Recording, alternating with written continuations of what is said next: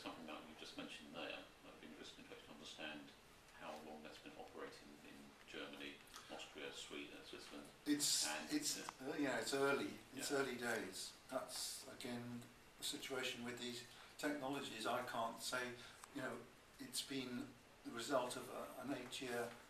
Wind the clock back 8 years ago. It was a spin out from a research project that started then, and it's been putting it out into the public arena about 18 months. Says if you do X, Y, and Z, then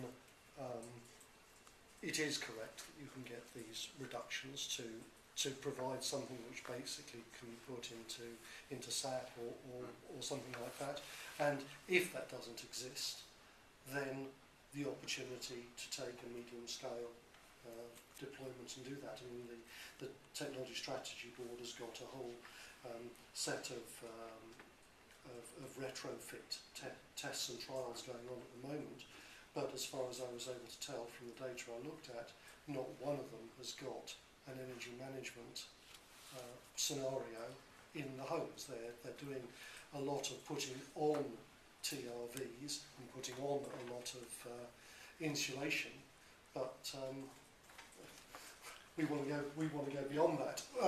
We support insulation and all those sorts of measures, but looking at the data from the TSB, there are some quick wins, sort of 30-40% reductions. When you're trying to get to an 80% reduction in a house, then the TSB and the National Renovation Centre are saying you're getting up to 40 or 50,000 to get to that last bit, and there's much cheaper ways of doing it. So we want to prove that. Now, what support is required at a local or a regional level to make those kind of projects? Well, I think at the moment when you said £300,000, I think it's a huge amount of investment. Yeah, euro, sorry, close enough. Unfortunately, at the moment, unfortunately, yeah. But there are a lot of things that need to happen. So when you invest such a lot of money, then what is the sustainability of that project? Well, you can build it, but if you don't have the feed on a regular basis, I mean, places like Germany or like Europe, they're well ahead in this game. So there is sustainability. They don't get the feed from one area. I'm sure they've got the infrastructure to bring it in, from another area. So the plant will continue. So they have the infrastructure there already set up. And over here, you can't do these things in isolation.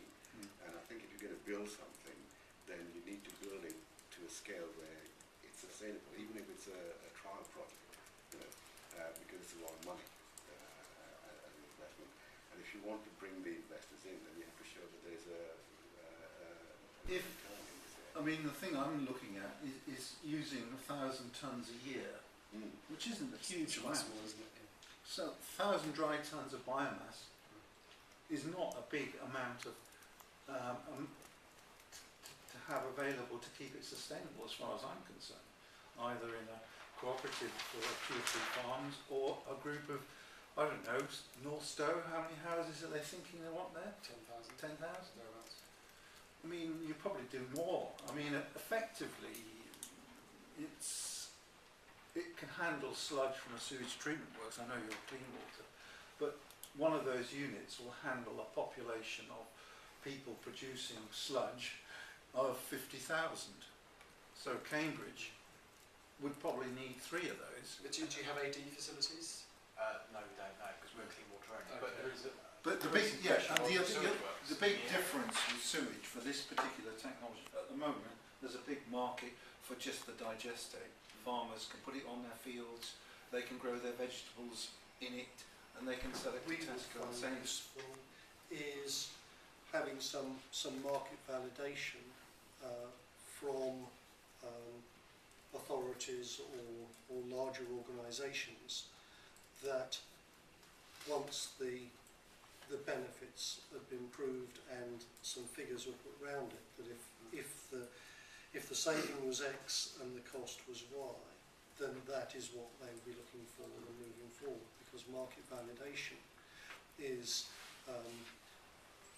a very big step to getting investor funding, and so just having some some potential buyers for this year, next year, say, yeah, if the same as this, the cost is this, then we will put it in. Yeah, which comes through presumably some demo projects that have been monitored. And That's right. I mean, there's an escalating sort of steps that we need to go through.